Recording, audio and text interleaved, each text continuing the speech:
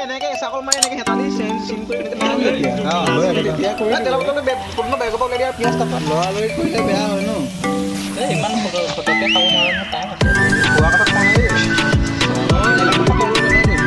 জল্দি জল্দি খাব আমাৰ